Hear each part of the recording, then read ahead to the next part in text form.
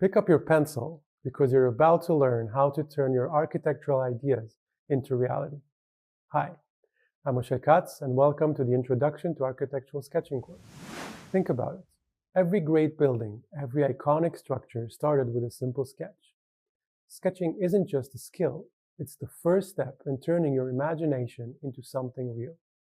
It's how architects communicate their ideas and solve design challenges. Maybe you're dreaming of designing skyscrapers, luxury houses, or reimagining entire cities. It all begins with a sketch. And the best part, sketching is something anyone can learn with the right guidance and practice. That's exactly why I have designed this fun course. I want to teach you practical techniques and share tips and tricks I've developed over the years as an independent international architect. Maybe you're getting ready to start architecture school, already studying, or even working as an architect and want to sharpen your skills.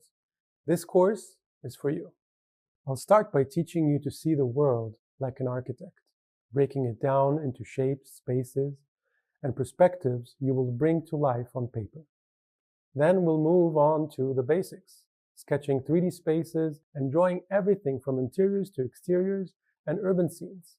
You'll learn how to use light and shadow to add depth and details like people and trees to make your sketches come alive.